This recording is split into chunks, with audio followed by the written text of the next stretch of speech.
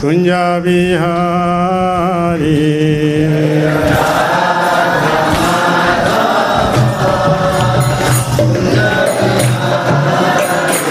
जय राधा माधव कुंजा बिहारी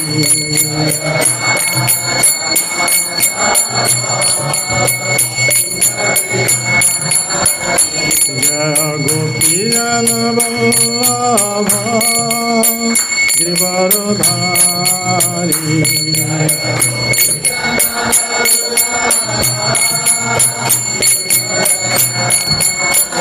जय गोपीजन वल्लभ गिरिवरधारी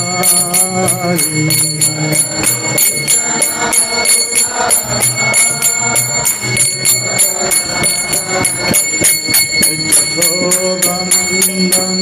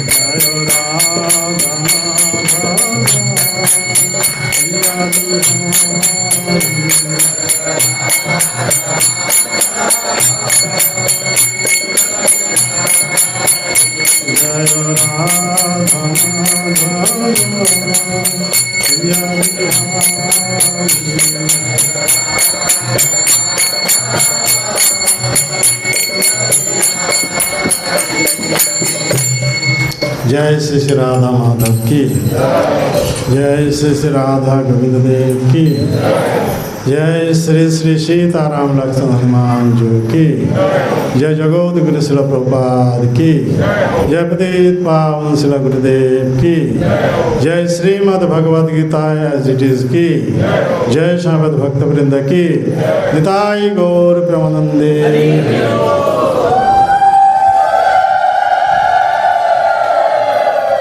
आगू पले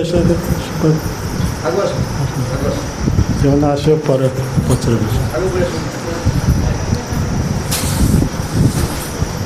उलुध्वनि सरिला हाँ ओं अज्ञानतिमिरन्धस्य ज्ञानाञ्जनशलाकया चक्षुरुन्मिलितं येन तस्मै श्रीगुरवे नमः। श्रीचैतन्यमनविष्टं स्थापितं येन भूतले स्वयंरूपकदामयं ददाति पदान्तिकं वन्देऽहं श्रीगुरुं श्रीयुतापदकमलं श्रीगुरून् वैष्णवांश्च श्रीरूपं साग्रजातं सहगणरघुनाथान्वितं तं सजीवं साद्वैतं सावधूतं परिजनसहितं कृष्ण चैतन्यदेवं श्रीराधा कृष्णपदं सहगणललिता श्रीविशाखान्वितांश्च। हे कृष्ण करुणा सिंधु दीनबंधु जगोत्पते गोपेश गोपिका कांत राधाकांत नमोस्तुते।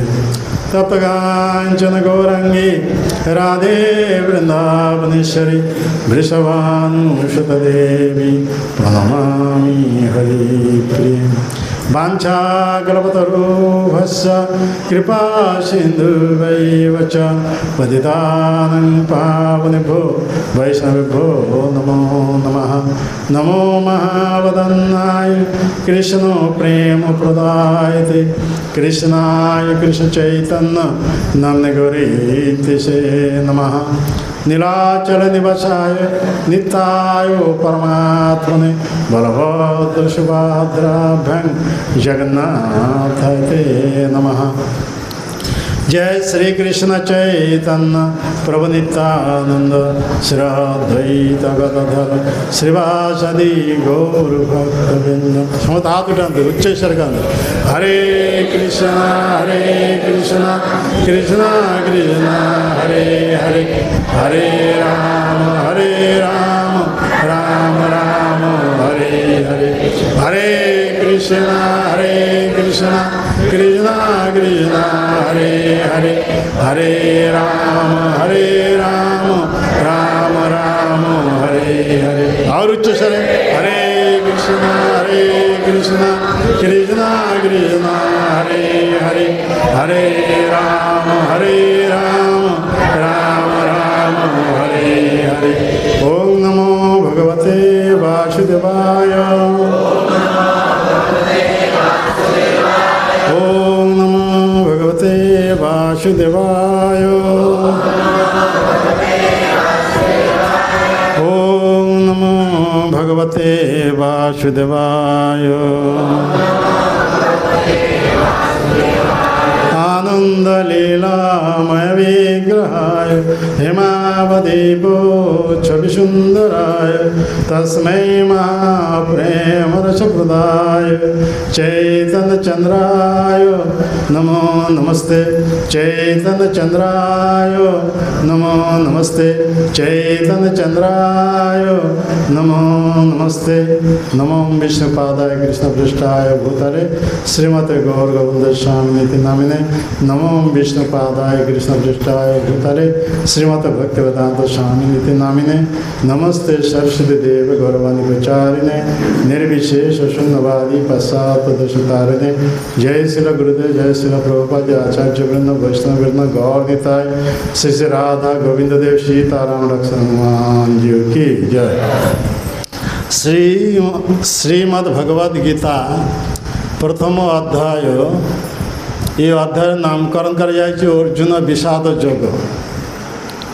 ये अध्याय आज आम 40 नंबर श्लोक पाठ करवा बोर्डे लेखाई देखिपार समस्ते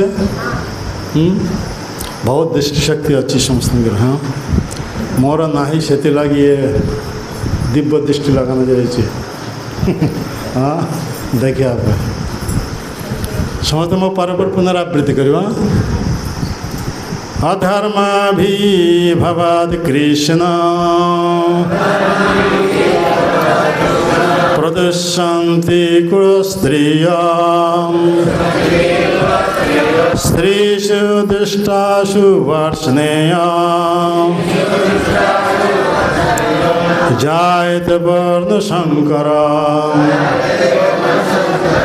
के जन पढ़न्तु अधर्माभिभवाद कृष्ण प्रदुष्यन्ति कुलस्त्रियां स्त्रीषु दृष्ट्यासु वर्ष्णेयां जायते वर्णशङ्करः। माताजी मान के मंत्र जने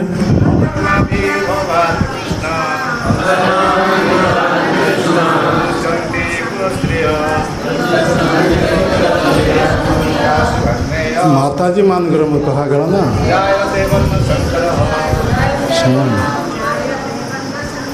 माताजी मान के मंत्र जने। हाँ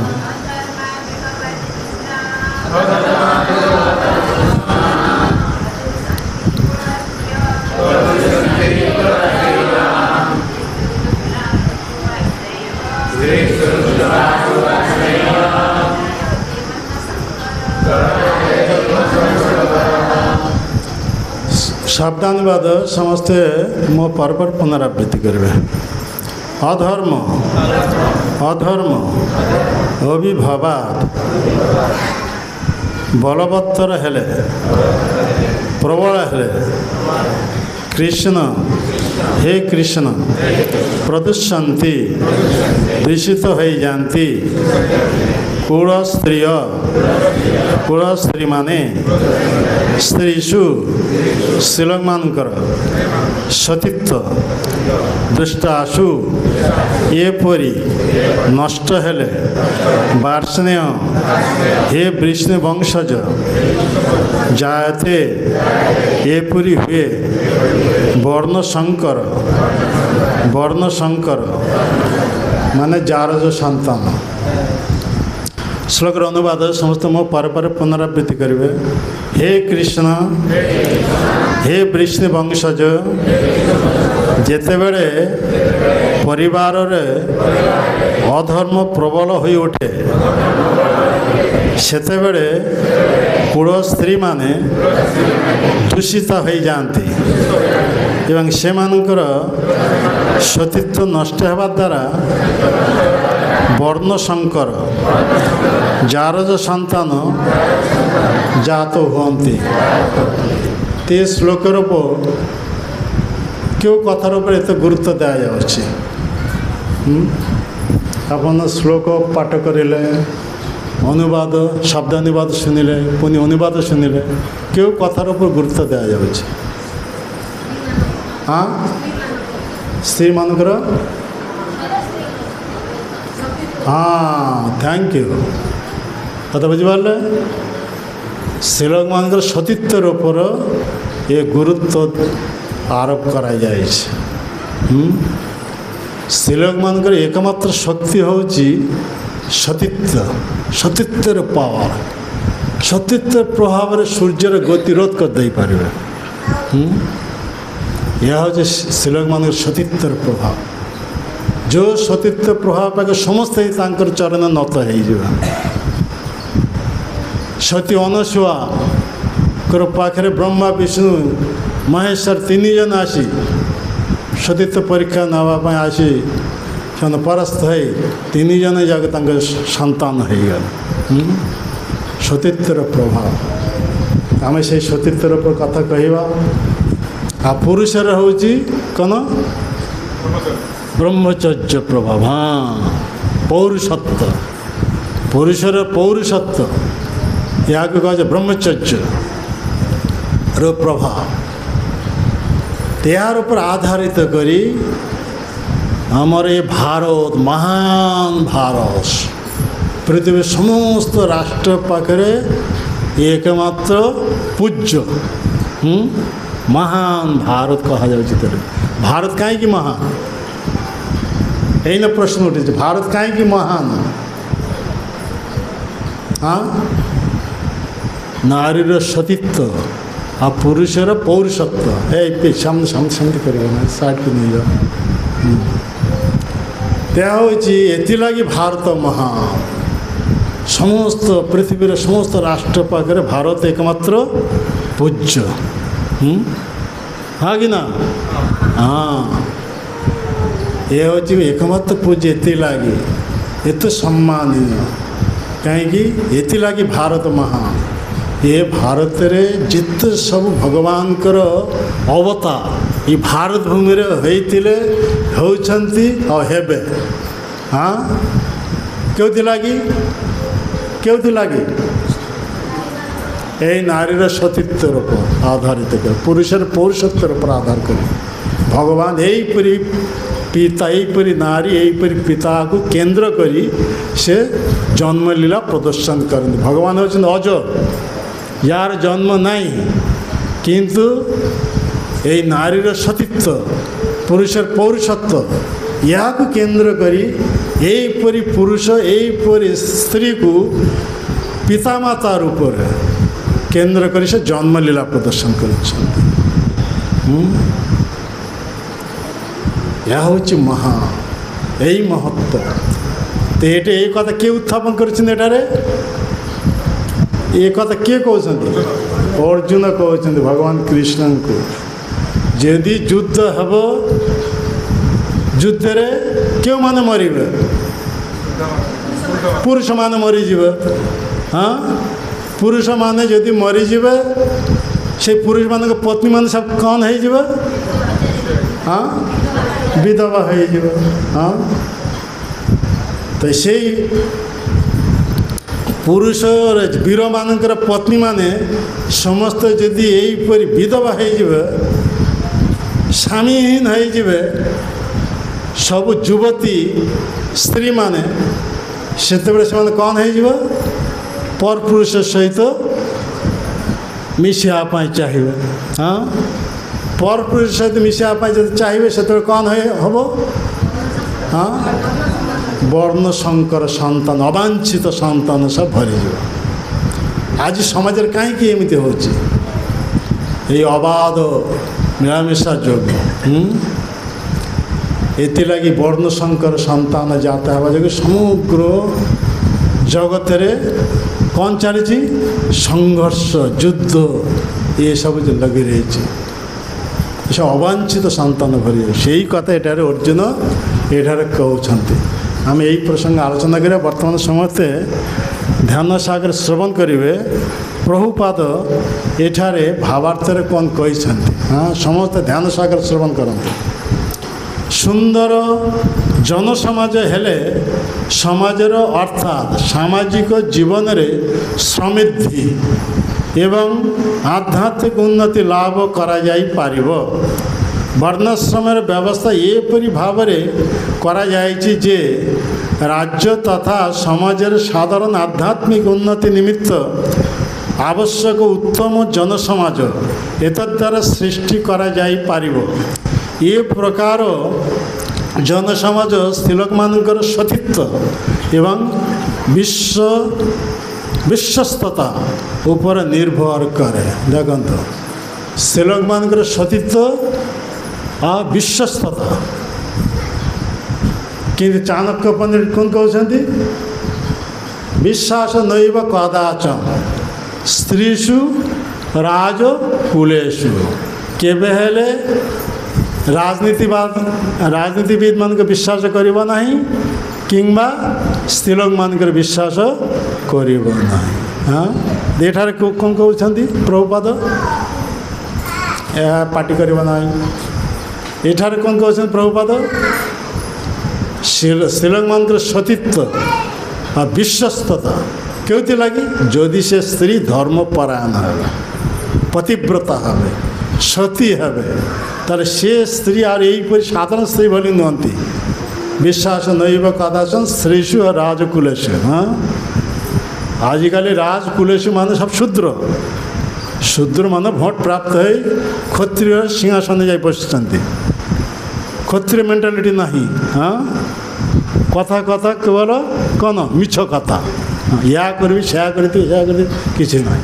ହଁ, ଏ କଥା ଏସବୁ କ୍ଷତ୍ରିୟ ନୁହନ୍ତି, ଶୂଦ୍ର।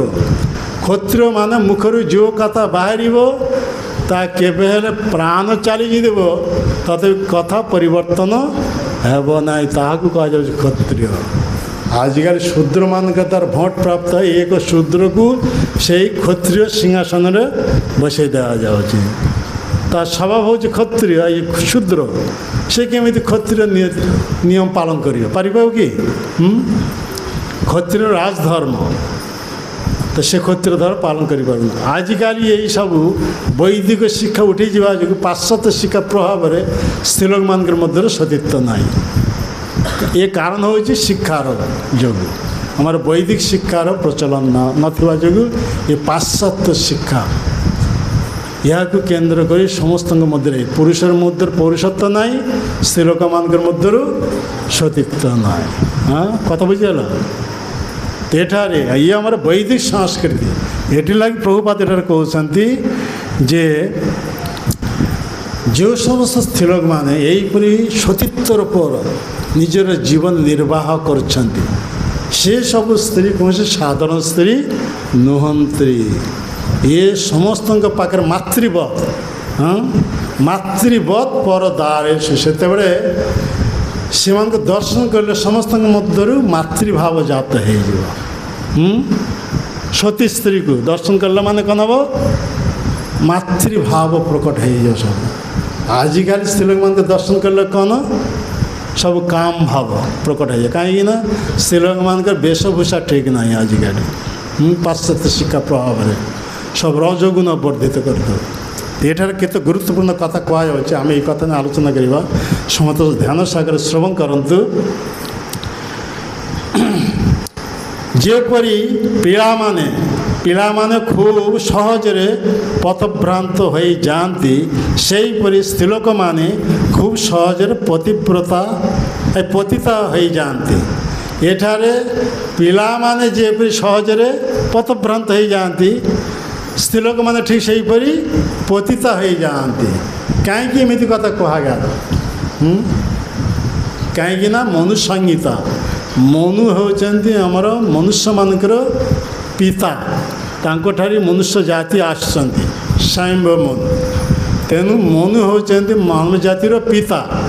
ସେଇ ମନୁ ମହାରାଜ ମନୁଷ୍ୟମାନଙ୍କର ପାଇଁ ଧର୍ମଗ୍ରନ୍ଥ ପ୍ରଣୟନ କରିଛନ୍ତି। ସେ ଧର୍ମଗ୍ରନ୍ଥର ନାଁ କ'ଣ? ମନୁ ସଂହିତା। ମନୁ ସଂହିତାରେ ସେ ଉଲ୍ଲେଖ କରିଛନ୍ତି ସ୍ତ୍ରୀ ଲୋକମାନଙ୍କୁ କେବେ ହେଲେ ପୁରୁଷମାନଙ୍କୁ ଭଳି ଇକ୍ୱାଲ୍ ରାଇଟ୍ ଦିଆଯାଇପାରିବ ନାହିଁ। ତାମାନେ ସମାନ ଅଧିକାର ଦିଆଯାଇପାରିବ ନାହିଁ। କାହିଁକି? ସେ କହୁଛନ୍ତି ଯେଉଁଠାରେ ପୁରୁଷର ବ୍ରେନ୍ ସବଷ୍ଟାନ୍ସ 64 ଆଉନ୍ସ, ସେଠାରେ ସ୍ତ୍ରୀ ଲୋକର ବ୍ରେନ୍ ସବଷ୍ଟାନ୍ସ ହେଉଛି 36 ଆଉନ୍ସ। କ'ଣ ବୁଝିଲେ? ବୁଝିପାରୁଛନ୍ତି କଥା? କାହାର ପାଟିରେ ତ କଥା ବାହାରୁନି। କଥା ବୁଝିପାରୁଛନ୍ତି? ଆଉ ଥରେ କହନ୍ତି, ଆପଣ କିଛି ଶୁଣୁନାହାନ୍ତି। ଯେଉଁଠାରେ ପୁରୁଷର ବ୍ରେନ୍ ସବଷ୍ଟାନ୍ସ 64 ଆଉନ୍ସ, ସେଠାରେ ସ୍ତ୍ରୀ ଲୋକର ବ୍ରେନ୍ ସବଷ୍ଟାନ୍ସ ହେଉଛି 36 ଆଉନ୍ସ। ତାର ମାନେ କ'ଣ? ପୁରୁଷର ହାଫ୍। କଥା ବୁଝିଗଲା? ତ ପୁରୁଷର ହାଫ୍ ହେବା ଯୋଗୁଁ ସ୍ତ୍ରୀ ଲୋକମାନେ ହେଉଛନ୍ତି ଅଳ୍ପ ବୁଦ୍ଧିମତୀ। ତେଣୁ ଏମାନଙ୍କୁ ଯଦି ପୁରୁଷମାନଙ୍କର ଭଳି ସମାନ ଅଧିକାର ଦିଆଯିବ, ସମଗ୍ର ସମାଜ ବିଶୃଙ୍ଖଳା ହୋଇଯିବ। ତେଣୁ ଏମାନଙ୍କର ଅଧୀନରେ ରଖିବାକୁ ପଡ଼ିବ। ପ୍ରଥମ ବିବାହ ହେବା ପୂର୍ବ ପର୍ଯ୍ୟନ୍ତ ପିତାଙ୍କର ଅଧୀନରେ ରହିବେ। ଆମର ବୈଦିକ ସଂସ୍କୃତି। ପିତା ଯେତେବେଳେ ଉପଯୁକ୍ତ ପାତ୍ର ହାତରେ ନିଜ କନ୍ୟାକୁ ସମ୍ପ୍ରଦାନ କରିବେ, ସେତେବେଳେ ସେ ପିତାଙ୍କର କବଳରୁ ମୁକ୍ତ ହୋଇ ସ୍ୱାମୀଙ୍କର ଅଧୀନରେ ରହିବ। ଦେଖନ୍ତୁ, ଏଠାରେ ପ୍ରଥମେ ବିବାହ ହେବା ପୂର୍ବ ପର୍ଯ୍ୟନ୍ତ କାହାର ଅଧୀନ? ପିତାଙ୍କର ଅଧୀନ। ଆଉ ପିତା ଯେତେବେଳେ ଉପଯୁକ୍ତ ପାତ୍ର ହାତରେ ନିଜ କନ୍ୟାକୁ ସମ୍ପ୍ରଦାନ କରିବେ, ସେତେବେଳେ ସେ କନ୍ୟା ସ୍ୱାମୀର ଅଧୀନ ରହିବେ। ଆଉ ସ୍ୱାମୀ ଯଦି 50 ବର୍ଷ ବୟସରେ ବାନପ୍ରସ୍ଥି ନେଇ ସଂସାର ଧରଣ ମୁକ୍ତ ହୋଇ ବନକୁ ଚାଲିଯିବା ଭଗବତ ଉପାସନା କରିବା ପାଇଁ, ତାହେଲେ ସେଇ ସ୍ତ୍ରୀ କାହାର ଅଧୀନ ରହିବ? ନିଜର ଉପଯୁକ୍ତ ପୁତ୍ରଙ୍କର ଅଧୀନରେ ରହିବ। ତେଣୁ ଏମାନେ କେବେ ହେଲେ ଇକ୍ୱାଲ୍ ରାଇଟ୍ ଦିଆଯାଇପାରିବ ନାହିଁ। ଇଏ ମନୁ ମହାରାଜ ଏ ନିୟମ କରିଦେଲେ। ମନୁ ମହାରାଜ ହେଉଛନ୍ତି ସମସ୍ତ ମାନବ ଜାତିର ପିତା। ତାଙ୍କଠାରେ ମନୁଷ୍ୟ ଜାତି ଆସୁଛନ୍ତି। ମନୁଙ୍କ ନାଁ ଅନୁସାରେ ମନୁଷ୍ୟ। ମନୁଷ୍ୟମାନେ ଏଇ ଧର୍ମଜ୍ଞାନ ଯଦି ଥିବ ମନୁଷ୍ୟ, ଯଦି ଏ ଧର୍ମଜ୍ଞାନ ଯଦି ନଥିବ ତାହେଲେ କ'ଣ? ମନୁଷ୍ୟ ହେଲେ ବି ପଶୁ। ଧର୍ମହୀନ ପଶୁ ବି ସମାନ। କଥା ବୁଝିପାରିଲେ? ଶାସ୍ତ୍ରରେ କୁହାଯାଉଛି, ମୁଁ ନିଜ ତରଫରୁ କହୁନାହିଁ, ଫାନ୍ଦିକିରି ମୁଁ କହୁନାହିଁ। ଶାସ୍ତ୍ରରେ ଯାହା କୁହାଯାଉଛି ତାହା ମୁଁ ରିପିଟ୍ କରୁଛି। କେହି ମୋତେ ଦୋଷ ଦେଇପାରିବେ ନାହିଁ। ପାରିବେ କି? ନାହିଁ। ତ ଏଠାରେ ଏଇ କଥା କୁହାଯାଇଛି, ଧର୍ମହୀନ ପଶୁ ବି ସମାନ। ତେଣୁ ନୀତିଶାସ୍ତ୍ରରେ କୁହାଯାଉଛି ଧର୍ମ ହିଁ ଅଧିକ ବିଶେଷ। ତେଣୁ ମନୁଷ୍ୟମାନଙ୍କୁ ପଶୁମାନଙ୍କ ଠାରୁ ଏକ୍ସଟ୍ରା ଗୋଟେ ଅଧିକ ବସ୍ତୁ ରହିଛି, ତାହା ହେଉଛି ଧର୍ମ। ପଶୁମାନଙ୍କୁ ଏ ଧର୍ମ ନାହିଁ। ତେଣୁ ମନୁଷ୍ୟମାନଙ୍କର କେବଳ ଏଇ ଧର୍ମ ଦିଆଯାଇଛି। ମନୁଷ୍ୟମାନଙ୍କର ପାଇଁ ଯେଉଁ ଧର୍ମ ଦିଆଯାଇଛି, ସେଇ ଧର୍ମ ଯଦି ମନୁଷ୍ୟ ଦେହ ପ୍ରାପ୍ତ ହେଇ ଆଚରଣ ଯଦି ନ କରିବେ, ତାହେଲେ କ'ଣ କୁହାଯିବ? ଧର୍ମହୀନ ପଶୁ ବି ସମାନ। ପଶୁର 4ଟି ଗୋଡ଼ ରହିଛି, ଗୋଟେ ଲାଞ୍ଜ ରହିଛି, ସେଥିଲାଗି ପଶୁ କୁହାଯାଉଛି। କିନ୍ତୁ ଆମର 4ଟା ଗୋଡ଼ ନାହିଁ। ଅଛି କି? ନା ଅଛି କାହାରି? ନାହିଁ। ନାହିଁ ତ 4ଟା ଗୋଡ଼ ପଡ଼ିବ ତ 2ଟି। ଲାଞ୍ଜ ବି ନାହିଁ। ତେଣୁ ଆମର ଆଚରଣ ଯଦି ସେଇ ପଶୁମାନଙ୍କର ଭଳି ହେବ, ଆହାର ନିଦ୍ରା ଭୟ ମୈଥୁନ, ଇଏ ପଶୁମାନଙ୍କର ଆଚରଣ। ହଁ, ତ ଆମେ ମନୁଷ୍ୟ ଦେହ ପ୍ରାପ୍ତ କେବଳ ଆହାର ନିଦ୍ରା ଭୟ ମୈଥୁନ ଏହିପରି ଆଚରଣ କରିବା, ତାହେଲେ ଆମକୁ କ'ଣ ଉପାଧି ଦିଆଯାଇପାରିବ? ଲାଞ୍ଜ ବିହୀନ ଦ୍ୱିଗୋଡ଼ିଆ ପଶୁ। ଲାଞ୍ଜକୁ କୁହାଯାଏ ପୁଚ୍ଛ। ହଁ, ପୁଚ୍ଛ ବିହୀନ ଦ୍ୱିଗୋଡ଼ିଆ ପଶୁ କଥା ବୁଝିପାରିଲେ? ଆଉ ଯଦି ଧର୍ମ ଅନୁଶୀଳନ କରିବେ, ସେଇ କଥା ଏଠାରେ କୁହାଯାଉଛି। ସେଇ ଧର୍ମ ଅନୁଶୀଳନ କଲେ ସେ ମହାନ। ଏମିତି କ'ଣ ଦେବତାମାନେ ତାଙ୍କର ପାଖେ ନତ ହେଇଯିବେ ଧର୍ମର ପ୍ରଭାବେ। ସେହିପରି ସ୍ତ୍ରୀଲୋକମାନେ ସେହିପରି ଧର୍ମଶୀଳ ହେବେ, ପତିବ୍ରତା ହେବେ, ସତୀତ୍ୱ ରୂପ ନିଜର ଜୀବନ ଆଧାରିତ କରିବେ, ତା ପାଖରେ ସମସ୍ତେ ମୁଣ୍ଡ ନତନ କରିବେ। ଏମିତିକି ଦେବତାମାନେ, ଏମିତିକି ଭଗବାନଙ୍କୁ କୁହାଯାଉଛି, ଭଗବାନ ପର୍ଯ୍ୟନ୍ତ ତାଙ୍କ ପାଖରେ ନତ ହେଇଯିବ। ହଁ, ଇଏ ହେଉଛି ସ୍ତ୍ରୀଲୋକର ସତୀତ୍ୱର ପ୍ରଭାବ, ସତୀତ୍ୱର ଶକ୍ତି। ଯେମିତି ଆପଣମାନେ ସମସ୍ତେ ଶୁଣିଥିବେ କୁଷ୍ଠ ବିପ୍ରଙ୍କର ସ୍ତ୍ରୀ, ନା ଶୁଣିଛନ୍ତି? ଚୈତନ୍ୟ ଚରିତାମୃତରେ ଉଲ୍ଲେଖ ଅଛି। ଏ ସ୍ୱୟଂ ଭଗବାନ ଚୈତନ୍ୟ ମହାପ୍ରଭୁ ଏହି କଥା କହିଛନ୍ତି। କୁଷ୍ଠ ବିପ୍ର ସ୍ତ୍ରୀ ମାନେ ବିପ୍ର ଯେ ସେ ଭ୍ରଷ୍ଟା, ହଁ, ପର ସ୍ତ୍ରୀ ପ୍ରତି ଆସକ୍ତ, ମାନେ ସେ ତା ଧର୍ମରୁ ଭ୍ରଷ୍ଟା, କିନ୍ତୁ ତାଙ୍କର ପତ୍ନୀ ପତିବ୍ରତା ସତୀ ନାରୀ। ଇଏ ଭ୍ରଷ୍ଟା ପତିକୁ ସେ କେବେ ହେଲେ ପରିତ୍ୟାଗ କରିନଥିଲେ, ସତୀତ୍ୱ ଧର୍ମରେ ସେ କେବେ ବଞ୍ଚିତ ହେଇନଥିଲେ। କିନ୍ତୁ ସେଇ କୁଷ୍ଠ ବିପ୍ର ଏକ ବେଶ୍ୟାଙ୍କର ପ୍ରତି ଆକୃଷ୍ଟ ହେଇଥିଲା, ବେଶ୍ୟାକୁ ଉପଭୋଗ କରିବା ପାଇଁ। କିନ୍ତୁ ତାଙ୍କ ପତିବ୍ରତା ସ୍ତ୍ରୀ ତାଙ୍କ ପାଖରେ ଅଛନ୍ତି। ସେ ଯେତେବେଳେ ଜାଣିପାରିଲେ ତାଙ୍କ ସ୍ୱାମୀଙ୍କର ଅଭିଳାଷ କ'ଣ, ସେ ସେତେବେଳେ ବୁଝିପାରିଲେ, ଯେତେବେଳେ ସେ ନିଜେ ଆସି ବେଶ୍ୟାଙ୍କ ଘରକୁ ଆସି ସେବା କରୁଥିଲା। ବେଶ୍ୟା ଦେଖିଲେ, ଆରେ ଇଏ ତ ପତିବ୍ରତା ସତୀ ନାରୀ, ମୁଁ ଏକ ପତିତା, ସମାଜର ପତିତା ବେଶ୍ୟା, ମୁଁ ଘରକୁ ଆସି କାହିଁକି ଏମିତି ସେବା କରୁଛି? ତେଣୁ ସେ ପଚାରିଲେ, ତୁମେ କାହିଁକି ମୋ ଘରକୁ ଆସି ଏହିପରି ସେବା କରୁଛ? ତ ସେ ଖୋଲିକିରି କହିଲେ ଯେ ଆପଣ ତୁମର ପ୍ରସନ୍ନ ବିଧାନ ପାଇଁ ମୁଁ ଏଠାକୁ ଆସି ସେବା କରୁଛି। ମୋର ପତି ଇଚ୍ଛା କରୁଛନ୍ତି ତୁମକୁ ଭୋଗ କରିବା ପାଇଁ। କଥା ବୁଝିପାରିଲେ? ତେଣୁ ବେଶ୍ୟା ଯେତେବେଳେ ଏକଥା ଶୁଣିଲେ, ସେ ଆଶ୍ଚର୍ଯ୍ୟ ହେଇଗଲେ। ଆରେ ଏହିପରି ଏକ ପତିବ୍ରତା ନାରୀ ପତ୍ନୀ ରୂପ ପ୍ରାପ୍ତ ହୋଇ ତାକୁ ଛାଡ଼ି ମୁଁ ଏକ ପତିତା, ସମାଜରେ ସବୁଠାରୁ ଘୃଣ୍ୟ, ମୋତେ ଭୋଗ କରିବା ପାଇଁ ସେ ବାସନା କରୁଛି। ଠିକ୍ ଅଛି, ତାକୁ ଉପଯୁକ୍ତ ଶିକ୍ଷା ଦେବାକୁ ହେବ। ତ ବେଶ୍ୟା ସହିତ କହିଲା, ତାହେଲେ ତୁମେ ତୁମ ସ୍ୱାମୀକୁ ନେଇ ଆସ ଏଠାକୁ। ତ ସେ ନିଜେ ଚାଲି ଆସିପାରିବ ନାହିଁ। କିଏ? କୁଷ୍ଠ ବିପ୍ର। ଇଏ ପତିବ୍ରତା ସ୍ତ୍ରୀ ତାଙ୍କର କାନ୍ଧରେ ବସେଇକିରି ବହନ କରି ନେଇ ଆସିଲା। ଆଉ ବେଶ୍ୟା ବହୁତ ପ୍ରକାର ସବୁ ଆଇଟମ୍ ତିଆରି କରି ଏକ ଆଇଟମ୍ ଭିନ୍ନ ଭିନ୍ନ ପାତ୍ରରେ ରଖିଛନ୍ତି। ଯେମିତି ସୁନାର ପାତ୍ର, ରୂପାର ପାତ୍ର, ମାଟିର ପାତ୍ର। ହଁ, ଏକ ଆଇଟମ୍ ଭିନ୍ନ ଭିନ୍ନ ପାତ୍ରରେ ରଖିଛନ୍ତି। ଆଉ ସେ ନିଜେ ପରିବେଷଣ କରୁଛି। ସେଇ ବେଶ୍ୟା ଏ ଖାଉଛି, ଏଇଟା କେମିତି ସ୍ୱାଦିଷ୍ଟ? ହଁ, ଭଲ ସ୍ୱାଦିଷ୍ଟ ହେଇଛି। ସେ ଏକା ଜିନିଷ ମାଟିର ପାତ୍ରରେ ରଖାଯାଇଛି, ଏଇଟା କେମିତି ସ୍ୱାଦିଷ୍ଟ? ଏ ଭଲ ସ୍ୱାଦିଷ୍ଟ। ତ ସେତେବେଳେ ବେଶ୍ୟା ଜ୍ଞାନ ଦେଉଛନ୍ତି। ପାତ୍ର ହିସାବରେ ଭିନ୍ନ ଭିନ୍ନ, ସୁନାର ପାତ୍ର, ରୂପାର ପାତ୍ର, ମାଟିର ପାତ୍ର, କିନ୍ତୁ ବସ୍ତୁଟା ଏକା ବସ୍ତୁ। କଥା ବୁଝିପାରିଲେ? ତ ସେଇ ହିସାବ କହୁଛନ୍ତି ଯେ ତୁମର ଏ ସ୍ତ୍ରୀ, ଏ ପତିବ୍ରତା ସ୍ତ୍ରୀ, ଆଉ ମୁଁ ହେଉଛି ସମାଜରେ ସବୁଠାରୁ ପତିତା ଘୃଣ୍ୟ, ତୁମେ ମୋତେ ଭୋଗ କରିବା ପାଇଁ ଚାହୁଁଛ। ହଁ, ମୋ ଦେହ ଭିତରେ ଯାହା ଅଛି ତା ଦେହ ଭିତରେ ତାହା ଅଛି ନା କ'ଣ? ବାୟ ଭାବରେ ମୁଁ ଦେଖିବାକୁ ଟିକେ ଚିକଚିନା। ହଁ, କ'ଣ କୁହାଯାଏ? ହଁ, ଚିକଚିକା।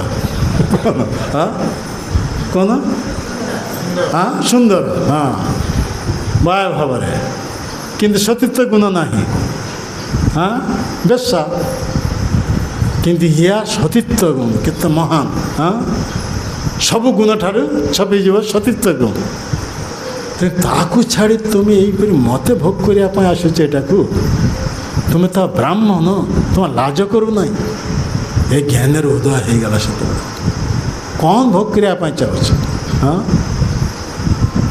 ସ୍ତ୍ରୀ ଲୋକର ଦେହରେ କ'ଣ ଅଛି ଭୋଗ କରିବ ଲିକ୍ୱିଡ଼ ବିୟୁଟି ହଁ ଲିକ୍ୱିଡ଼ ବିୟୁଟି ବୁଝିପାରୁଛନ୍ତି ହଁ ଲିକ୍ୱିଡ଼ ବିୟୁଟି ତାର ମାନେ କ'ଣ ତରଳ ସୌନ୍ଦର୍ଯ୍ୟ ଜଣେ ସ୍ତ୍ରୀ ଲୋକ ଦେଖିବାକୁ ବହୁତ ସୁନ୍ଦରୀ ହଁ ତାକୁ ଯଦି କେହି ଭୋଗ କରିବା ପାଇଁ ଚାହିଁବେ ଏଇପରିକା ଏକ ଘଟଣା ଘଟିଥିଲା ହଁ ଏକ ଜମିଦାର ପୁଅ ଏକ ସୁନ୍ଦରୀ ସ୍ତ୍ରୀ ପ୍ରତି ଆକୃଷ୍ଟ ହୋଇଯାଇଥିଲା ତ ସୁନ୍ଦରୀ ସ୍ତ୍ରୀ ବହୁତ ବୁଦ୍ଧିମତୀ ଥିଲା ସେ ଦେଖିଲେ ଏଇ ଜମିଦାରର ପୁଅ ମୋ ରୂପ ପ୍ରତି ଆକୃଷ୍ଟ ମୋତେ ଭୋଗ କରିବା ପାଇଁ ସେ ବାସନା ପ୍ରକଟ କରିଛି ଏହାକୁ ଉପଯୁକ୍ତ ଶିକ୍ଷା ଦେବାକୁ ହେବ ହଁ ତେଣୁ ସେ କହିଲେ ଏହିପରି 3 ଦିନ ଛାଡ଼ି ଆସନ୍ତୁ ସନ୍ଧ୍ୟା ସମୟରେ ମୋତେ ଭୋଗ କରିବା ପାଇଁ କଥା ବୁଝିପାରୁଛନ୍ତି ହଁ ଇଏ ବହୁତ ଆନନ୍ଦିତ ହୋଇଗଲା କିଏ ଜମିଦାର ପୁଅ ଯେ କଥା ଦେଇଛି 3 ଦିନ ପରେ ତାକୁ ମୁଁ ଭୋଗ କରିପାରିବି ଏ 3 ଦିନ କେମିତି ଅତିବାହିତ ହେବ ଘରକୁ ଆସି ତାହା କେବଳ ଇଏ କରୁଛି ଦିନ କେତେବେଳେ ଅତିବାହିତ ହେଇଯିବ ମୁଁ ଯିବି ସେ ସୁନ୍ଦରୀ ସ୍ତ୍ରୀକୁ ଭୋଗ କରିବି ୟା ଭିତରେ ସେ ସୁନ୍ଦରୀ ସ୍ତ୍ରୀ କ'ଣ କରିଛନ୍ତି ଜଳାପ ବଟିକା ବୁଝିପାରୁଛନ୍ତି ଜଳାପ ବଟିକା ଅଧିକ ପରିମାଣରେ ଖାଇ ଦେଇଛନ୍ତି ଖାଇଦେବା ଯୋଗୁଁ କ'ଣ ହେଉଛି ଝାଡ଼ା ଆଉ ବାନ୍ତି ହେଉଛି ହଁ ତ ଯେତେ ଥର ଦିନେ 40-50 ଥର ଝାଡ଼ା ପତଳା ଝାଡ଼ା ସବୁ ଗାମଲା ଭରିକିରି ରଖିଛି ହଁ ଯେତେ ବାନ୍ତି ହେଇଥିଲା ଗାମଲା ଭରିକିରି ରଖିଦେଇଛି ତ 3 ଦିନ ପରେ ସେ ରୂପ ଅନ୍ତରିତ ହେଇଯାଇ ପିଶାଚି ଭଳି ହେଇଯାଇଛି ହଁ ସୌନ୍ଦର୍ଯ୍ୟଟା ତରଳ ଆକାରରେ ସବୁ ବାହାରି ଯାଇଛି ଝାଡ଼ା ବାନ୍ତି ମାଧ୍ୟମରେ ଆଉ ସେ ଗାମଲା ଭରିକିରି ରଖିଦେଇଛି ଜମିଦାର ପୁଅ ଭୋଗ କରିବ ତାକୁ ଭୋଗ କରାଇବାକୁ ହେବ ହଁ ଇଏ ସବୁ ଗାମଲା ଭରିକିରି ରଖିଦେଇଛ 3 ଦିନ ପରେ ସନ୍ଧ୍ୟା ହେଇଛି সে আসি উপস্থিত হয়ে যাচ্ছে দ্বারদেশে আর এ স্ত্রী সেই দ্বারদেশের বসেছেন ইয়াকে পচারছেন আচ্ছা এই ঘরের এক অতি সুন্দরী স্ত্রী মতো কথা দিয়েছিল সন্ধ্যার সময় আসিয়া পাই তা সেই স্ত্রীকে টিকে ডকিদেবে কি সে কছে মু হচ্ছে সেই স্ত্রী কথা বুঝিপারলে সে তো সে জমিদার পুয় কছে তুমি কোন সে স্ত্রী সে দেখিব কেতে সুন্দরী তুমি তো পিসাচি ତୁମେ ଯାହା ଭୋଗ କରିବା ପାଇଁ ଚାହୁଁଥିଲ ମୋ ସେ ରୂପ ତାହାକୁ ମୋ ଦେହରୁ ଅଲଗା କରି ରଖିଦେଇଛି ହଁ ଆସ ଭୋଗ କରିବାକୁ ଆସ ତାକୁ ହାତ ଧରିକିରି ଭିଡ଼ିକିରି ନେଇ ଆସିଲେ କ'ଣ ସୌନ୍ଦର୍ଯ୍ୟ ଭୋଗ କରିବ ଗାମଲା ଭରିସା ବାନ୍ତି ରଖିଦେଇଛି ଗାମଲା ଭରିସା ପତଳ ଝଡ଼ା ତୁମେ ଏହା ଭୋଗ କରିବା ପାଇଁ ଚାହୁଁଥିଲ ତେଣୁ ତୁମ ଲାଗି ଅଲଗା କରି ମୁଁ ରଖିଦିଏ କେତେ ଭୋଗ କରୁଛ କର ତ ନାରୀର ସୌନ୍ଦର୍ଯ୍ୟ କହିଲା ଇଏ ହଁ ବାତ ପିତ କଫ ହଁ ଦେହରେ ଯଦି ବାହାରିଯିବ ଆଉ ସୌନ୍ଦର୍ଯ୍ୟ ରହିବ କି ପିଶାଚି ଭଳି ହେଇଯିବ ହଁ ଏହାକୁ ଭୋଗ କରିବା ପାଇଁ ତ ଦେଖନ୍ତୁ ସମସ୍ତ ସ୍ତ୍ରୀ ଲୋକମାନେ ଉପଯୁକ୍ତ ଶିକ୍ଷା ଦିଅନ୍ତି ହଁ ଯେମିତି ବିଲ୍ୱମଙ୍ଗଳକୁ ଦେଇଥିଲେ କିଏ ହଁ ଚିନ୍ତାମଣି ବେଶା ହଁ ଆରେ କଥା ଗୁଟେ କହିଲେ ତ ହେବ ନା ଆଉ କ'ଣ ସବୁ ଚୁପଚାପ ରହିବେ ମୁଁ ସବୁ କହିବି ନା କ'ଣ ହଁ ଚିନ୍ତାମଣି ବେଶା ହଁ ସେ ଚିନ୍ତାମଣି ବେଶା କେତେ ପରିଶ୍ରମ କରି ଆସିଲେ ତାକୁ ଭୋଗ କରିବା ପାଇଁ ହଁ ମୁଷଳଧାରା ବର୍ଷା ହେଉଛି ନଦୀର ବାହାନ ବନ୍ୟା ହେଇଯାଇଛି ମୃତ ସର୍ପ ଆଉ ମୃତଦେହ ହଁ କୁ ଆଶ୍ରୟ କରି ନଦୀ ବାହାରି ଆସିଛି ପୁଣି ସର୍ପର ଲାଞ୍ଜ ଧରି ଇଏ ପ୍ରାଚୀର ଅତିକ୍ରମ କରି ପଡ଼ିଛି ସାମ୍ନାରେ ହଁ ଆଉ ଚିନ୍ତାମଣି ବେଶା କହିଲେ ତୁମେ ଏଇ ନଶ୍ୱର ଶରୀରଟା ପ୍ରତି ଆକୃଷ୍ଟ ହୋଇ ନିଜର ଜୀବନ তুচ্ছ ভাবি এতে পরিশ্রম করে এটাকে আসিছ, তুমি যদি টিকে এইপরি ভগবান কৃষ্ণঙ্কর প্রতি আকৃষ্ট হইতান্ত তাহলে তোমার মনুষ্য জীবন সার্থক হয়ে যাইতান্তা। দেখো এই কথাটা যেତେବେଳେ কহিলে সাঙ্গে সাঙ্গে তার চেতনার উদয় হয়ে গেল। কাହାର? ବିଲମଙ୍ଗଳର। ଦେଖନ୍ତୁ ଗୁରୁ ହେଇଗଲା, ବେଶ ସେତେବେଳେ କ'ଣ ହେଇଗଲା? ଗୁରୁ, ଶିକ୍ଷା ଗୁରୁ, ତାଙ୍କ ପାଖେ ଉତ୍ତମ ଶିକ୍ଷା ପ୍ରାପ୍ତ ହେଲା। ହଁ, ଆଉ ସେତେବେଳେ ସେ ଭଗବାନଙ୍କୁ ପ୍ରାପ୍ତ ହେବା ପାଇଁ ସେଇଠୁରୁ ଦୌଡ଼ିଲେ ବୃନ୍ଦାବନ ଆଡ଼କୁ।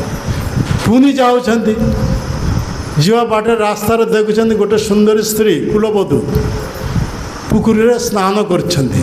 ଦୃଷ୍ଟିଟା ପଡ଼ିଗଲା, ପୂର୍ବ ଅଭ୍ୟାସ ବଶତଃ ତାଙ୍କ ପ୍ରତି ଆକୃଷ୍ଟ ହେଇଗଲା। ଦେଖନ୍ତୁ ଅଭ୍ୟାସ ସହଜ ଯିବ ନାହିଁ। ତାଙ୍କ ପ୍ରତି ଆକୃଷ୍ଟ, ତାଙ୍କ ପଛେ ପଛେ ଧାଇଁଲେ, ତା ଘରକୁ ଘର ପାଖକୁ ଯାଇ ଉପସ୍ଥିତ ହେଲେ। ସେ ସତୀ ସ୍ତ୍ରୀ ତାଙ୍କ ପତିଦେବଙ୍କୁ କହିଲେ ଏଇପରି ଏକ ସାଧୁ ବାବା ମୋ ପଛେ ପଛରେ ଆସିଛନ୍ତି।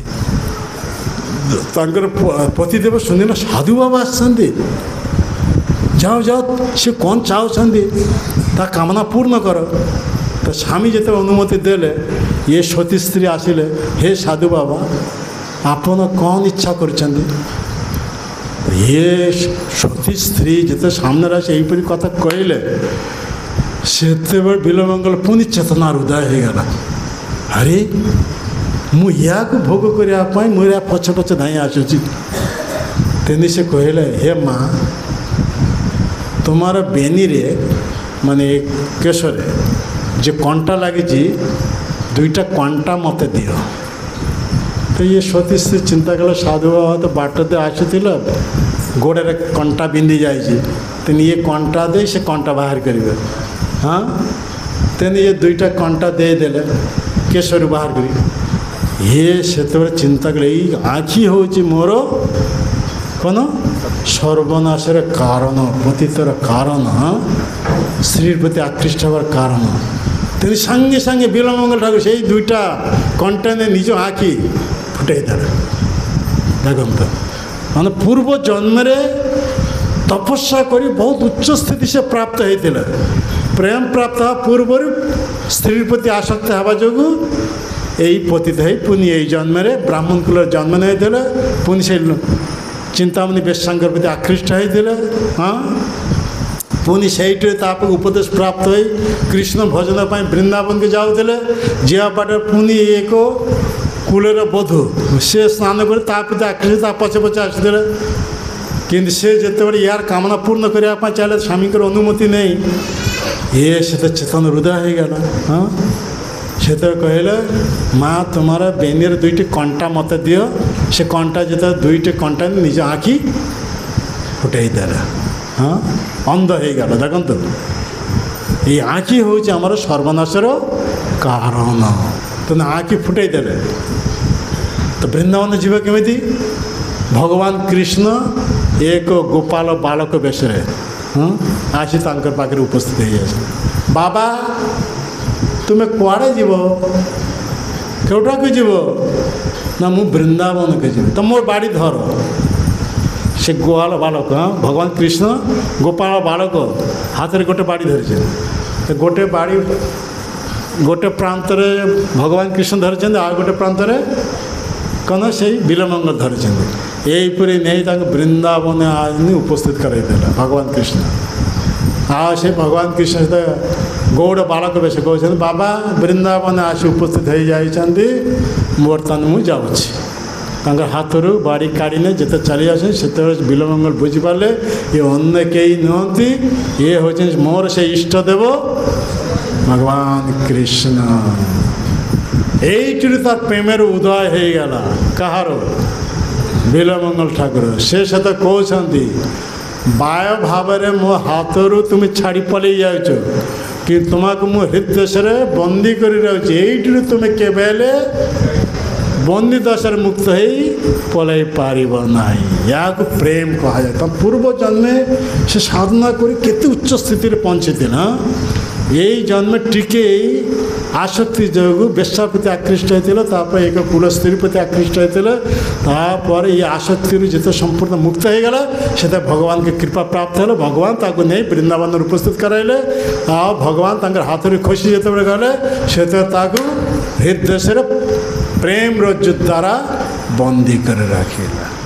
হ্যাঁ, আর সেই বিল্বমঙ্গল ঠাকুর দিব্য জ্ঞান প্রাপ্ত হয়ে কৃষ্ণ কর্ণামৃত লিখিলে। হ্যাঁ, সর্বশ্রেষ্ঠ রসকাব্য এ লিখিলে কৃষ্ণ কর্ণামৃত।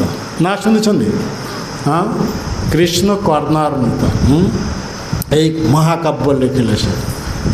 আর সেই বিল্বমঙ্গল ঠাকুর কেতে দীর্ঘ আয়ুষ নেই বৃন্দাবনে সে প্রকট হয়ে গেল। তো যেତେବେଳେ ভগবানଙ୍କର ভক্ত ହେଇଯିବ ସେତେବେଳେ ସେ ମହା ସମସ୍ତ ଦୈବୀ ଗୁଣର ଅଧିକାରୀ ହେଇଯିବ। ୟାକୁ କୁହାଯାଉଛି ଯସ୍ୟ ସ୍ତ୍ରୀ ଭକ୍ତିର୍ ଭଗବତୀ ଅକିଞ୍ଚନ ସର୍ବ ଗୁଣୈସ୍ତତ୍रै ସମାସତ ଶିରା ହରାବ ଭକ୍ତସ୍ୟ କୁତ ମହତ୍ ଗୁଣା ମନୋରଥ ନାଶତି ଧାବତ ବଳି। ଏ ପଞ୍ଚମ ସ୍କନ୍ଧରେ এই କଥା କୁହାଯାଉଛି।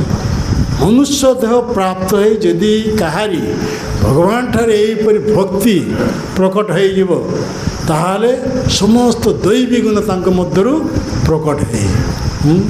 ତେଣୁ ଚୈତନ୍ୟ ଚରିତାମୃତ କୁହାଯାଉଛି ସର୍ବ ମହାଗୁଣଗଣ ବୈଷ୍ଣବ ଶରୀରରେ କୃଷ୍ଣ ଭକ୍ତିର କୃଷ୍ଣର ଗୁଣ সকলি ସଞ୍ଚାରେ। କୃଷ୍ଣଙ୍କ ମଧ୍ୟରେ ଯେତେ ମହତ୍ ଗୁଣ ସେତେବେଳେ ଭକ୍ତଙ୍କ ଦେହରେ ପ୍ରକଟ ହୋଇଯିବ। କେମିତି? ଭକ୍ତ ଯେତେବେଳେ ସେବାର ମାଧ୍ୟମରେ ଭଗବାନଙ୍କ ସହ ଯୁକ୍ତ ହୋଇଯିବ, ଭଗବାନଙ୍କ ମହତ୍ ଗୁଣ ସବୁ ତାଙ୍କର ଭିତରେ ଆସିଯିବ। କଥା ବୁଝିପାରିଲେ? ଯେମିତି ଗୋଟେ ବଲ୍ বা ଗୋଟେ ତମ ତାର ପଡ଼ି ରହିଛି, ସାମାନ୍ୟ ତାର, ତାতে ହାତ ଦେଲେ କ'ଣ ଶକ୍ ମାରିବ? ନାଇଁ, ସେ ତମ ତାରଟା ନେଇ ଯଦି ଇଲେକ୍ଟ୍ରିକ୍ ତାର ସହିତ କନେକ୍ସନ୍ କରି ଦିଆଯିବ, ସେତେ ହାତ ଦେବ କ'ଣ ହେବ? ଶକ୍ ମାରିବ। କାହିଁକି?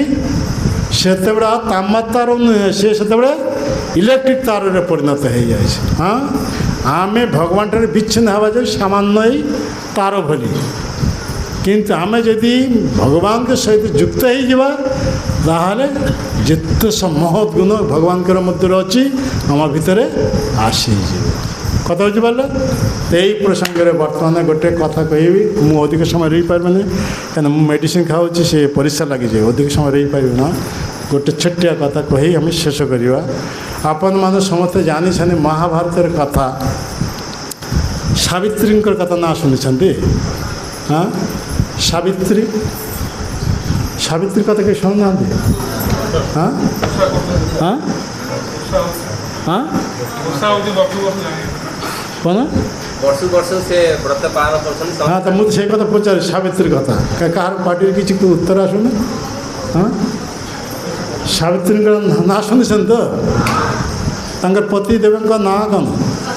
ହଁ, ଏ ଉତ୍ତର ଦେଲେ ତ ତମ କଥା ହେବ ନା କ'ଣ? ହଁ, ତ ସାବିତ୍ରୀଙ୍କର କଥା, এই ସତୀତ୍ୱର ଉପରେ କଥା କୁହାଯାଉଛି। ହଁ, ସାବିତ୍ରୀ ଯମରାଜଙ୍କ ଠାରୁ କେତେଟା ବର ପ୍ରାପ୍ତ ହେଇଥିଲା? ହଁ, କିଏ କହୁଛନ୍ତି? ହାତ ଟେକନ୍ତୁ, ଟିକେ କହନ୍ତୁ। ହଁ, ପ୍ରଥମ କହନ୍ତୁ କେତେଟା? ହଁ, କିଏ ପ୍ରଥମ? ଯାହା କୁହାଯାଉଛି ସେ କହିବେ ନା, ସିଏ ମାତାଜୀ କହିବେ। 3ଟି। ଆଉ ତାପରେ କିଏ କହୁଛନ୍ତି? ହାତ ଟେକନ୍ତୁ। କେତେଟା? 3ଟି। ଆଉ କିଏ କହୁଛନ୍ତି? କେତେଟା? 3ଟି। ଆଉ ମାନେ କିଛି ଜାଣନ୍ତି ନାହିଁ, ଏମାନେ ସବୁ କିଛି ଜାଣନ୍ତି ନାହିଁ। କହୁଛି ଆମେ ସବୁ ଜାଣୁଛେ।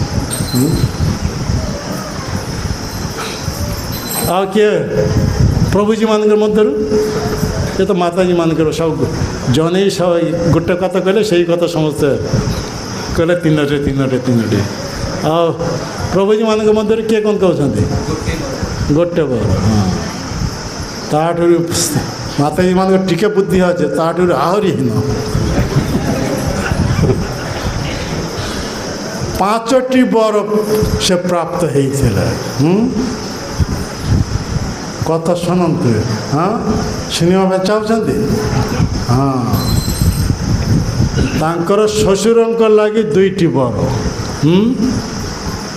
ପିତାଙ୍କ ଲାଗି ଗୋଟେ ବର, ନିଜ ଲାଗି 2ଟା ବର। କେତେଟା ହେଲା? 2 + 1 + 2 = 5। କେତେ? 5ଟା ମନେ ରହିଲା। ତ ଶ୍ୱଶୁରଙ୍କ ଲାଗି, ଶ୍ୱଶୁର କିଏ? ନା ଜାଣ। ହଁ କିଏ? ଆରେ ବାବା ତାଙ୍କ ସହିତ ବାପାଙ୍କ ନାଁ କ'ଣ ସେଥିପାଇଁ କହୁଛି ନା। ଏ ବିଦ୍ୟୁତ ସେନ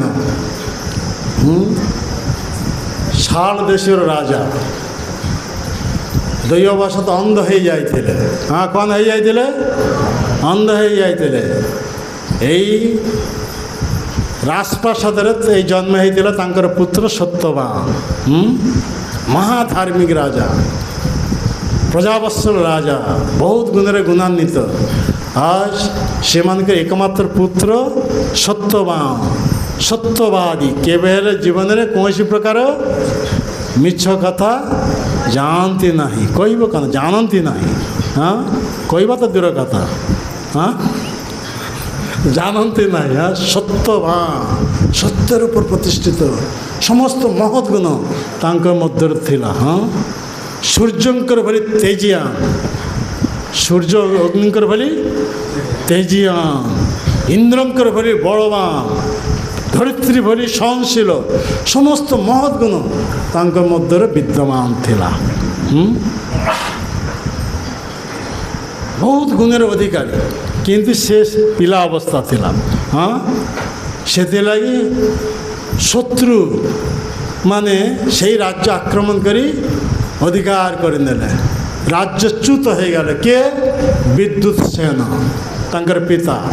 ତାଙ୍କର ପିତା ଏ ନାବାଳକ ପୁତ୍ର ସତ୍ୟବାନ, ସେତେ ପିଲା ଅବସ୍ଥା, ଆଉ ତାଙ୍କର ପତ୍ନୀ ରାନୀଙ୍କୁ ସାଙ୍ଗରେ ନେଇ ସେ ବନବାସୀ ହେଲେ। ହଁ ତପବନରେ ଆସି ଅବସ୍ଥାନ କରିବାକୁ ଲାଗିଲେ, ଯେଉଁଠାରେ ରାଜର୍ଷିମାନେ ଆସି ଅବସ୍ଥାନ କରନ୍ତି। ହଁ ଭଗବାନଙ୍କ ଆରାଧନା କରିବା ପାଇଁ, ତାକୁ କୁହାଯାଉଛି କ'ଣ? ତପବନ, ତପସ୍ୟା କରିବା ପାଇଁ ଆସିଲା। ଆଉ ସେଇ ସତ୍ୟବାନ ସେତେ ପିଲା ଅବସ୍ଥା। ଆଉ ଇଆଡ଼େ ସାବିତ୍ରୀ, ସାବିତ୍ରୀଙ୍କ ପିତାଙ୍କ ନାଁ କ'ଣ? ନାରେ ସବୁ ବ୍ରତ କରୁଛନ୍ତି, ସାବିତ୍ରୀଙ୍କ ପିତା କ'ଣ ଜାଣନ୍ତି ନା ରେ? ହଁ କ'ଣ? ମଦ୍ରରାଜ। କିଏ? ହଁ ମଦ୍ର ଦେଶର ରାଜା। କହନ୍ତୁ, ମାତାଜୀ ମାନେ ବ୍ରତ କରିଛନ୍ତି, କ'ଣ ଜାଣନ୍ତି ନାହିଁ? ହଁ କହନ୍ତୁ କ'ଣ? 16 ଦେଶର ରାଜା ମୁଁ କହିଦେଲି। ଏ ମଦ୍ର ଦେଶର ରାଜା। କ'ଣ ସାବିତ୍ରୀଙ୍କ ପିତା ନା? କିଏ କହୁଛନ୍ତି? ଏଥିରେ ମିଳିବ ନାହିଁ, ଗୀତାରେ ଯାଏ ନାହାନ୍ତି। ତାହେଲେ ମୁଁ କହୁଛି ଅଶ୍ୱପତି। ଓ ହଁ ହଁ ହଁ ହଁ କହିଲାନି? କହିବା ଓ ହଁ ହଁ ହଁ। ଅଶ୍ୱପତି, ଅଶ୍ୱପତି ନାଁ ପର୍ଯ୍ୟନ୍ତ ଶୁଣୁନାହାନ୍ତି, ତାହେଲେ କ'ଣ ବ୍ରତ ଆଚରଣ କରିଥିଲେ? ଏ ଅଶ୍ୱପତି ମଦ୍ର ଦେଶର ରାଜା, ଏ ବି ମହାନ ଧାର୍ମିକ। ଅଶ୍ୱପତି ରାଜାଙ୍କର କୌଣସି ସନ୍ତାନ ସନ୍ତତି ନଥିଲେ। তিনি 18 ବର୍ଷ କାଳ ସେ ତପସ୍ୟା ଆଚରଣ କରିଥିଲେ ପୁତ୍ର ସନ୍ତାନ ପ୍ରାପ୍ତି ଲାଗି। କାହାକୁ ଉପାସନା ସେ କରିଥିଲେ? ଅଶ୍ୱପତି। ହଁ କିଏ କହୁଛନ୍ତି? ଟିକେ କଥାଟା ଆସିଲା ଚୁପ୍ ହେଇଗଲା, ଡରି ଯାଇ ସେ ଚୁପ୍ ହେଇଯାଏ। ଏ ହେଉଛି ସାବିତ୍ରୀ ଦେବୀ। ହଁ ଏ ଅଶ୍ୱପତି ରାଜା କାହାକୁ ଉପାସନା କରିଥିଲେ? ସାବିତ୍ରୀ ଦେବୀ। ସାବିତ୍ରୀ ଦେବୀ କିଏ? ହଁ ହଁ ବ୍ରହ୍ମଙ୍କର ପତ୍ନୀ। ତାଙ୍କୁ ସରସ୍ୱତୀ କୁହାଯାଉଛି, ତାଙ୍କୁ ସାବିତ୍ରୀ କୁହାଯାଉଛି। ହଁ ଏସବୁ କଥା କ୍ଲିଅର ନାହିଁ ଏ ପର୍ଯ୍ୟନ୍ତ। ହଁ ବ୍ରହ୍ମାଙ୍କର ପତ୍ନୀ ସରସ୍ୱତୀ, ସେ ସରସ୍ୱତୀଙ୍କ ଆଉ ଗୋଟେ ନାଁ ହେଉଛି ସାବିତ୍ରୀ। ତ ସାବିତ୍ରୀ ଦେବୀଙ୍କୁ ଉପାସନା କରିଦେଲେ କିଏ? ଅଶ୍ୱପତି ରାଜା। 18 ବର୍ଷ କାଳ, ମାନେ ଅଳ୍ପାହାରୀ, ଅତି ସ୍ୱଳ୍ପାହାରୀ, ব্রহ্মচর্য ব্রত অবলম্বন করে নিষ্ঠা সহকারে এইপରି ব্রত 18 ବର୍ଷ ସାଧନ କଲା ପରେ ଇଏ ସାବିତ୍ରୀ ଦେବୀ ତାଙ୍କ ସମ୍ମୁଖରେ ପ୍ରକଟ ହୋଇଗଲା ବର ଦେବା ପାଇଁ। ତ ସେଠୁ ହାତ ଯୋଡ଼ି କହିଲେ ମୋ ପ୍ରତି ଯଦି ଆପଣ ପ୍ରସନ୍ନ ହେଇଥିବେ ମୋତେ ବର ଦିଅନ୍ତୁ, ଅତି ବଳବାନ 100 ପୁତ୍ର ପିତା କେମିତି ହୋଇପାରିବେ। କଥା ବୁଝିପାରିଲେ? କିନ୍ତୁ ସାବିତ୍ରୀ ଦେବୀ କହିଲେ ବର୍ତ୍ତମାନ ବ୍ରହ୍ମାଙ୍କର ଆଶୀର୍ବାଦରେ ଆପଣ ଏକ କନ୍ୟା ସନ୍ତାନ ପ୍ରାପ୍ତ ହେବେ, ସର୍ବଗୁଣେ ଗୁଣାନ୍ୱିତ। এই বর দেই অন্তরিত হয়ে গেল কে? সাবিত্রী দেবী।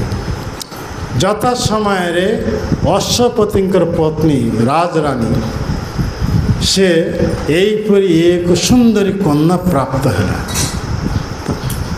ତେଣୁ ରାଜା ଅଶ୍ୱପତି ବ୍ରାହ୍ମଣମାନଙ୍କ ସହିତ ପରାମର୍ଶ କରି କନ୍ୟାର ନାମକରଣ କରୁଛନ୍ତି। କ'ଣ ନାମ ଦିଆଯାଇପାରିବ? କ'ଣ ନାମ ଦେବେ? କାହିଁକି?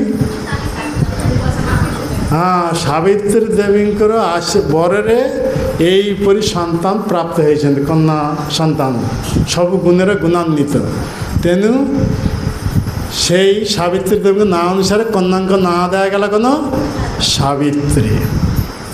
ତ ସାବିତ୍ରୀ ଯେତେ ଦିନ ଯାଉଛି ଦେହରେ ରୂପ ଲାବଣ୍ୟ ଚମତ୍କାର ଭାବରେ ବିକଶିତ ହେଉଛି। ଯେତେବେଳେ ବିବାହ ଉପଯୋଗୀ ହେଲେ ତାଙ୍କର ଦିବ୍ୟ ରୂପ ଦେଖି କ'ଣ ରାଜପୁତ୍ର ତାକୁ ପତ୍ନୀ ରୂପେ ଗ୍ରହଣ କରିବା ପାଇଁ ଚାହିଁଲା ନାହିଁ। କାହିଁକି? ମାନେ ସେମାନେ ସବୁ ଚିନ୍ତା କଲେ କୌଣସି ମନୁଷ୍ୟ କନ୍ୟା ନୁହନ୍ତି, କୌଣସି ଦେବୀ ମାନେ ଏ ମନୁଷ୍ୟ ରୂପୀ ଧାରଣ କରି ଏଠାରେ ବିରାଜମାନ। ତେଣୁ କେହି ତାଙ୍କୁ ପତ୍ନୀ ରୂପେ ଗ୍ରହଣ କରିବା ପାଇଁ ଚାହିଁଲେ ନାହିଁ। ତେଣୁ ପିତାଙ୍କର କର୍ତ୍ତବ୍ୟ କ'ଣ? ହଁ, କନ୍ୟା ସମ୍ପ୍ରଦାନ କରିବା। ପିତା ଯଦି କନ୍ୟା ସମ୍ପ୍ରଦାନ ନ କରିବେ ତାହେଲେ ସେ ପିତା ନିନ୍ଦନୀୟ। କେଉଁମାନଙ୍କ ପାଖରେ? ଦେବତାମାନଙ୍କର ପାଖରେ ନିନ୍ଦନୀୟ। 3 ଜଣ ନିନ୍ଦନୀୟ ହେବେ। କେଉଁ 3 ଜଣ? যে পিতা হয়ে কন্যাକୁ ଉପଯୁକ୍ତ ପାତ୍ର ହାତରେ ସମ୍ପ୍ରଦାନ ନ କରିଛନ୍ତି ସେ ପିତା ନିନ୍ଦନୀୟ। ଯେଉଁ ପୁରୁଷ ବିବାହ କରୁନାହାନ୍ତି ସେ ନିନ୍ଦନୀୟ। କ'ଣ? যে ପୁରୁଷ ହୋଇ ବିବାହ କରୁନାହାନ୍ତି ସେ ନିନ୍ଦନୀୟ। ଆଉ କିଏ ନିନ୍ଦନୀୟ? ପତି ହୀନ ମାତାକୁ যে পুত্র পালন କରନ୍ତି ନାହିଁ ସେ ନିନ୍ଦନୀୟ। କଥା ବୁଝିପାରିଲେ? 3 ଜଣ ନିନ୍ଦନୀୟ। ତେଣୁ ଅଶ୍ୱପତି ସେ ଦେଖିଲେ ଯେତେ ରାଜା ରାଜକୁମାର ମାନେ ଆସିଛନ୍ତି ଇଏ ସାବିତ୍ରୀକୁ କେହି ପତ୍ନୀ ରୂପେ ଗ୍ରହଣ କରିବା ପାଇଁ ଚାହାନ୍ତି ନା, ସମସ୍ତେ ଭୀତତ୍ରସ୍ତ ହୋଇ ପଳାଇ ଯାଉଥିଲେ। ଇଏ କୌଣସି ମନୁଷ୍ୟ କନ୍ୟା ନୁହନ୍ତି, ଏ ସାକ୍ଷାତ କୌଣସି ଦେବୀ ସାପଭ୍ରଷ୍ଟ ହୋଇ ଏଠାକୁ ଆସିଛନ୍ତି। କିନ୍ତୁ ତାକୁ କେହି ପତ୍ନୀ ରୂପେ ଗ୍ରହଣ କରିବା ପାଇଁ ଚାହିଁଲା ନାହିଁ। ତେଣୁ ଅଶ୍ୱପତି ସେ ଧର୍ମ କଥା ଉଠାଇଲେ। ଏ ଧର୍ମ ଶାସ୍ତ୍ର এই କଥା ରହିଛି, ପିତା ଯଦି କନ୍ୟାକୁ ଉପଯୁକ୍ତ ପାତ୍ର ସମ୍ପ୍ରଦାନ ନ କରିପାରିବେ ତାହେଲେ ସେ ପିତା ନିନ୍ଦନୀୟ। ଇଏ ବହୁତ ପ୍ରୟାସ କଲେ ପାତ୍ରସ୍ଥ କରିବା ପାଇଁ, କୌଣସି ପାତ୍ର ୟାକୁ ପତ୍ନୀ ରୂପେ ଗ୍ରହଣ କରିବା ପାଇଁ ଚାହିଁଲେ ନାହିଁ। ତେଣୁ ଅଶ୍ୱପତି ତାଙ୍କ ଦାୟିତ୍ୱ ଦେଲେ ନିଜ କନ୍ୟାକୁ। ମା, ମୁଁ ତ ବହୁତ ସବୁ ପ୍ରୟାସ କଲି, କେହି ତୁମକୁ ପତ୍ନୀ ରୂପେ ଗ୍ରହଣ କରିବା ପାଇଁ ଚାହିଁଲା ନାହିଁ। ତେଣୁ ତୁମେ ନିଜେ ଅନ୍ୱେଷଣ କରି ନିଜର ପତି ତୁମେ ନିର୍ବାଚନ କର। କଥା ବୁଝିପାରିଲ? ସେତେବେଳେ ପିତାଙ୍କର ପ୍ରଣାମ ଜଣାଇ ଏ ସାବିତ୍ରୀ ଦେବୀ ମନ୍ତ୍ରୀମାନଙ୍କର ସହ ଏକ ରଥରେ ଆରୋହଣ କରି ଏଇ ପ୍ରଥମ ତପୋବନକୁ ଆସିଥିଲେ। ହଁ, ତପୋବନକୁ ଆସି ସେଠାରେ ଯେତେ ସବୁ ମୁନି ଋଷିମାନେ ଥିଲେ ସମସ୍ତଙ୍କ ଚରଣରେ ପ୍ରଣତ ହୋଇ ସେମାନଙ୍କ ଆଶୀର୍ବାଦ ଗ୍ରହଣ କଲେ। ଆଉ ସେଇଠାରେ ଅବସ୍ଥାନ କରିଥିଲେ କିଏ? ହଁ, ଏଇ ସତ୍ୟବାନ। ହଁ, ତାଙ୍କର ପିତା ସେ ଭୁଲିଗଲାନି ସବୁ। ହଁ, ବିଦ୍ୟୁତ ସେନ, ହଁ କଥା କିଏ ମନେ ରଖୁନାହାନ୍ତି ଆଗ ନା। ବିଦ୍ୟୁତ ସେନ ସେ ଅନ୍ଧ ହେଇଯାଇଥିଲେ। ହଁ, ତ ଅନ୍ଧ ତାଙ୍କର ଏକମାତ୍ର ପୁତ୍ର। ଆଉ ସେଇଠାରେ ସାବିତ୍ରୀ ତାଙ୍କର ମନ ସତ ଆକୃଷ୍ଟ ହୋଇଗଲା ସତ୍ୟବାନଙ୍କ ପାଇଁ। କାହିଁକି ସତ୍ୟବାନ ସମସ୍ତ ମହତ୍ ଗୁଣ ଥିଲା, ଅଦ୍ଭୁତ ଗୁଣ ସବୁ। ତେଣୁ ଏଇ ଅଦ୍ଭୁତ ଗୁଣ ପ୍ରତି ଆକୃଷ୍ଟ ଏକ ଗୁଣବତୀ କନ୍ୟା ଏ ସାବିତ୍ରୀ ତାକୁ ପତି ରୂପେ ଗ୍ରହଣ କଲା। ଏହିପରି ବିଭିନ୍ନ ତୀର୍ଥ ପରିଭ୍ରମଣ କରି ବ୍ରାହ୍ମଣ ବୈଷ୍ଣବମାନଙ୍କୁ ବହୁତ ସବୁ ଦାନ ସବୁ ଦେଇ ତାପରେ ସେ ଫେରି ଆସିଲେ ରାଜପ୍ରାସାଦକୁ। ଆଉ ସେତେବେଳେ ପିତାଙ୍କ ପାଖକୁ କହିଲେ ଯେ ଏହିପରି ସେଇ ବିଦ୍ୟୁତ ସେନ ଯିଏକି ଶାଳ ଦେଶର ରାଜା ଶତ୍ରୁମାନଙ୍କ ଦ୍ୱାରା ବିତାଡ଼ିତ ହୋଇ ସେ ରାଜାର ହୋଇ ଏ ତପବନରେ ବାସ କରିଛନ୍ତି। ତାଙ୍କର ଏକମାତ୍ର ପୁତ୍ର ସତ୍ୟବାନ ସମସ୍ତ ଗୁଣର ଅଧିକାରୀ। ତେଣୁ ତାଙ୍କୁ ମୁଁ ପତି ହିସାବରେ ଗ୍ରହଣ କରିବା ପାଇଁ ଚାହୁଁଛି। ଏମିତି ସମୟ ନାରଦ ମୁନି ଆସି ଉପସ୍ଥିତ ହୋଇଗଲେ। ଦେଖନ୍ତୁ ଏ ଆଗ ରାଜାମାନେ କେତେ ଧାର୍ମିକ ଥିଲେ। ନାରଦ ମୁନି ରାଜପ୍ରାସାଦ ଆସି ଉପସ୍ଥିତ ହୋଇଗଲେ। ନାରଦ ମୁନି ଯେତେବେଳେ ଏ କଥା ଶୁଣିଲେ ସେ କହିଲେ ହଁ ସତ୍ୟବାନ ବହୁତ ମହତ୍ ଗୁଣର ଅଧିକାରୀ। ହଁ, ସମସ୍ତ ଗୁଣର ଅଧିକାରୀ, ସୂର୍ଯ୍ୟଙ୍କ ଅଗ୍ନିଙ୍କର ଭଳି ତେଜ ସମ୍ପନ୍ନ, ଇନ୍ଦ୍ରଙ୍କର ଭଳି ଅତି ବଳବାନ, ଏହିପରି ଧରିତ୍ରୀ ଭଳି ସହନଶୀଳ, ସମସ୍ତ ମହତ୍ ଗୁଣ ତାଙ୍କର ଭିତରେ ବିଦ୍ୟମାନ। କିନ୍ତୁ ତାଙ୍କର ଗୋଟେ ଦୋଷ ରହିଛି। କ'ଣ ଦୋଷ ନା ଅଳ୍ପ ଆୟୁଷ, ଆଉ ଗୋଟେ ବର୍ଷ ପରେ ତା ମୃତ୍ୟୁ ହେବ। ଏହି କଥା କହିଦେଲେ। ତ ସେତେବେଳେ ଅଶ୍ୱପତି ତାଙ୍କର କନ୍ୟାକୁ କହୁଛନ୍ତି ମା ତୁମେ ତାହେଲେ ଅନ୍ୟ କାହାକୁ ପତି ରୂପେ ଗ୍ରହଣ କର। ଏ ପତିବ୍ରତା ସତୀ ସ୍ତ୍ରୀ କଥା ଦେଖନ୍ତୁ। ସାବିତ୍ରୀ ସହିତ କହୁଛନ୍ତି ଆପଣ ଥରେ ପନ୍ନ ଦ୍ରବ୍ୟ କାହାକୁ ଅର୍ପଣ କରିଛନ୍ତି ତାହାକୁ ନେଇ ପୁଣି ଆଉ କାହାକୁ ଅର୍ପଣ କରିପାରିବେ ନା। ଥରେ ମୋତେ ସମ୍ପ୍ରଦାନ କରି ଦେଇଛନ୍ତି। ତେଣୁ ଯାହାକୁ ମୁଁ ପତି ରୂପେ ଗ୍ରହଣ କରିଛି ସେ ଅଳ୍ପ ଆୟୁଷ ହୁଅନ୍ତୁ ଆଉ ଦୀର୍ଘ ଆୟୁଷ ହୁଅନ୍ତୁ, ହଁ ସଦ୍ଗୁଣର ଅଧିକାରୀ ହୁଅନ୍ତୁ ଆଉ ନ ହୁଅନ୍ତୁ, ମୁଁ ତାହାକୁ ପତି ରୂପେ କେବଳ ଅନ୍ୟ କାହାକୁ ଆଉ ପତି ରୂପେ ଗ୍ରହଣ କରିବା ପାଇଁ ଚାହେଁ। ତ ସେ ତ ନାରଦ ମୁନି ସିଦ୍ଧାନ୍ତ ଦେଲେ ତାହେଲେ ତାଙ୍କ ସହିତ ବିବାହ ଦିଅ। ଏହିପରି ଅଶ୍ୱପତି ନିଜ କନ୍ୟା ସାବିତ୍ରୀ ଏବଂ ବ୍ରାହ୍ମଣ ପୁରୋହିତ ସବୁ ସାଙ୍ଗରେ ନେଇ সেই তপবনକୁ ଆସିଲେ। ପ୍ରଥମେ ଏ ବିଦ୍ୟୁତ ସେନଙ୍କୁ ଅନୁରୋଧ କଲେ ଆପଣଙ୍କ ପୁତ୍ରଙ୍କ ସହିତ ମୋର କନ୍ୟାର ବିବାହ ହେବ, ତେଣୁ ଆପଣ ଏ ସ୍ୱୀକାର କରନ୍ତୁ। ତେଣୁ ଇଏ ବିଦ୍ୟୁତ ସେନ ସେ କହିଲେ ଏ ସତ୍ୟବତୀ ଜୀବନ ଦୁଃଖଦାୟକ ହେ, ମୋର ପୁତ୍ରଙ୍କ ଆୟୁଷ ଅଳ୍ପ, ତେଣୁ ଅଳ୍ପ ଆୟୁଷ ପରେ ସେ ଦେହ ରଖିବେ। ଇଏ ମାନେ କି ମହତ୍ ଗୁଣର ଅଧିକାରୀ ସାବିତ୍ରୀ ସାରା ଜୀବନ ଦୁଃଖ ଭୋଗ କରିଥିବେ।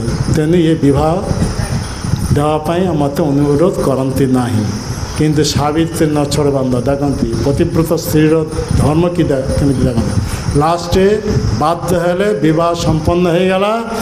ଆଉ ସାବିତ୍ରୀ ଦେବୀ ନିଜ ଶ୍ୱଶୁର ଶାଶୁ ପତିଦେବଙ୍କୁ ଏହିପରି ସେବାରେ ନିଜ ଜୀବନ ଉତ୍ସର୍ଗ କଲେ। ସମସ୍ତେ ଅତି ପ୍ରସନ୍ନ।